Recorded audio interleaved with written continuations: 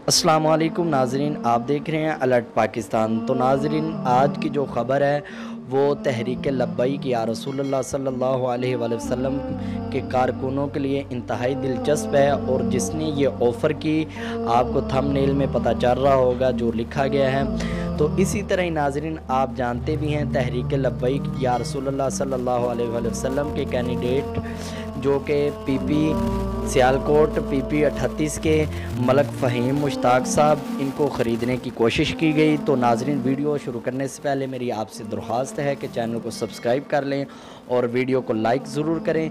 तो नाजरीन, जैसा कि आप जानते हैं, आजकल तहरीक लब्बैक या रसूलुल्लाह सल्लल्लाहु अलैहि वसल्लम के ख़िलाफ़ काफ़ी साजिशें की जा रही हैं। जिस तरह इन्होंने धांधली की कश्मीर में, वोटों की हेरा फेरी की, इसी तरह ही ये करेंगे। हमें उम्मीद है कि हमारी तहरीक अल्हम्दुलिल्लाह पहले नंबर पे जा रही है।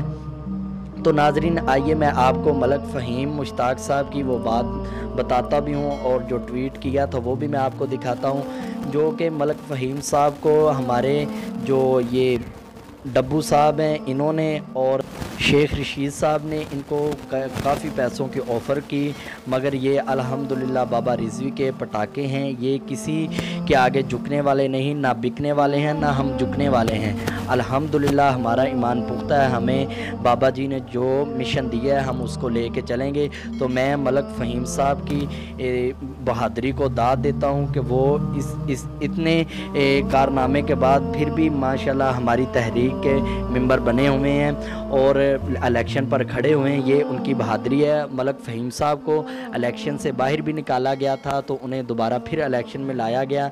ये मलक साहब की अल्लाह पाक इन्हें जज़ाए खैर अता फ़रमाए और इन्हें हिम्मत अता फ़रमाए। तो नाज़रीन, ये देखें किस तरह के हुक्मरान ये चालें चल रहे हैं तहरीक लब्बैक के बारे में। तो अल्लाह पाक इनको गरक करे, इनको नेस्तो नाबूद करे और हमारे जितने भी कारकुनान हैं उन्हें रिहाई अता फ़रमाए और हमारे जितने कैंडिडेट हैं उनको अल्लाह पाक अपने हिफ्ज़ो मान में रखे। क्योंकि आज सियालकोट में भी इलेक्शन हो रहे हैं, तो मलक फ़हीम साहब पीपी 38 में खड़े हुए हैं। इंशाअल्लाह आप सब जैसे जानते हैं हमारी तहरीक की जीत होगी।